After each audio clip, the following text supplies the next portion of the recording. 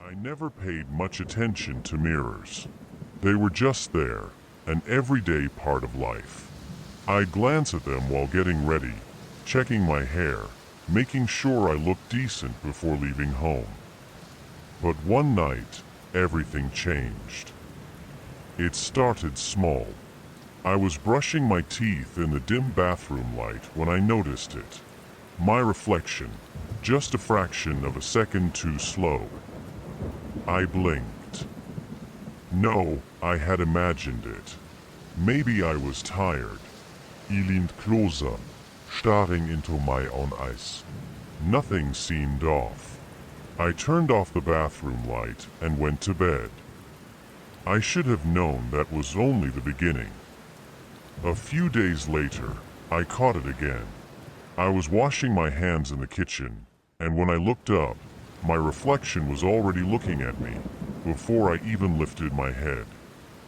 I felt something cold slither down my spine. I jerked away, my breath uneven. My reflection stood perfectly still, staring straight ahead, even though I had stepped back. And then, just as I was about to scream, it moved. A lag, barely noticeable, as if it had to remember what it was supposed to be doing. I left the kitchen in a hurry, my heart racing. It got worse. Every time I looked in a mirror, it was waiting, not mimicking me, but observing, testing the limits. I tried to ignore it. Maybe I was losing my mind. Lack of sleep. Too much stress. But then one morning, I caught it doing something impossible. I yawned. It didn't. Instead, it smiled. A cold, unnatural grin that stretched too wide across my face. I stumbled back from the mirror, nearly falling.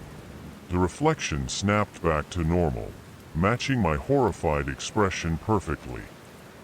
I didn't go to work that day. I didn't leave my apartment. I covered a mirror.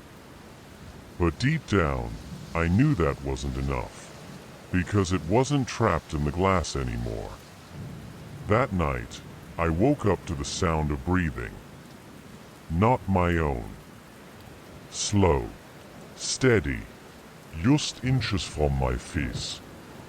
I turned on the lamp, terrified. There was no one there. But then I saw it. The closet door, where my full-length mirror was hidden behind a sheet, was slightly ajar. The sheet had been moved.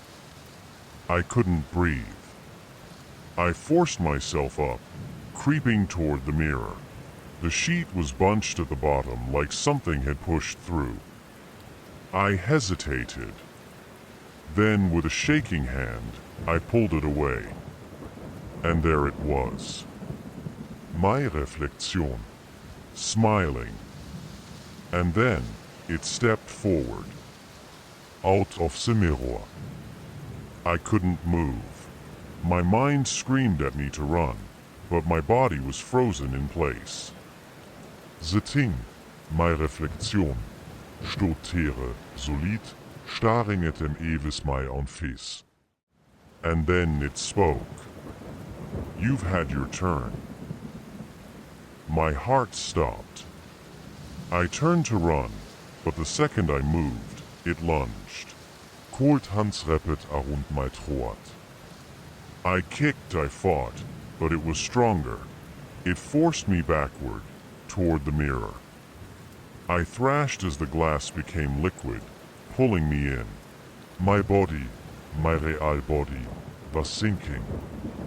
I looked eyes with myself. The thing wearing my face grinned. Don't worry, it whispered. I'll take good care of your life. Then, I was gone. I don't know how long I've been here. The mirror is solid again. I punch it, scream, beg, but no one can hear me. I see my body, my reflection, leaving my life. It walks around my apartment. It goes to my job. It laughs with my friends. And no one notices. Because to them, it is me. And I'm just a shadow behind the glass, watching, screaming, forgotten. Evil never get out. And someday, it will do the same to you.